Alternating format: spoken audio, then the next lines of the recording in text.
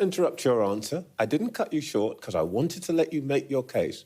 You still haven't told me why the thing that most people are most concerned about, which is migration numbers, is not one of your missions. Well, if You've told me, given me a whole long list, you haven't included the one thing that most people would say most needs to be tackled.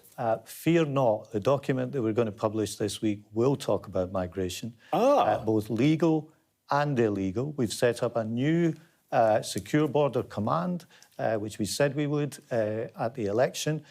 We have got a new returns agreement with Iraq. We've increased the number of returns. We've published our welfare to work paper. Migration will very much be part of This is great. You've got me very excited now. I'm glad I've got you excited because sometimes some of you and your colleagues can be a bit sceptical about these things. I'm glad I've got you excited. Sceptical? But I love to hear that actually in your missions, now which you're going to tell me are all about measurable metrics, you're going to include migration. So what's the measurable metric on migration? I don't say we'll give you a target number, but we will certainly talk about migration, both legal and illegal, when we publish the document later this week. But look, we're joshing about it a little bit, but you do see that you are setting out these 5 big priorities.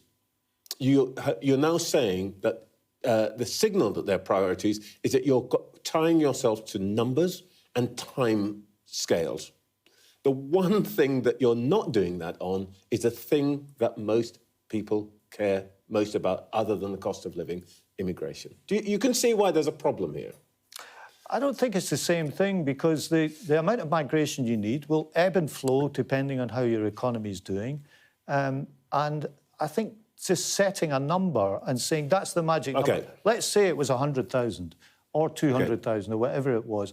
What happens when we need a skilled worker for the 201,000 job? Do we say, no, we're not having that? That would be a good contribution to our country.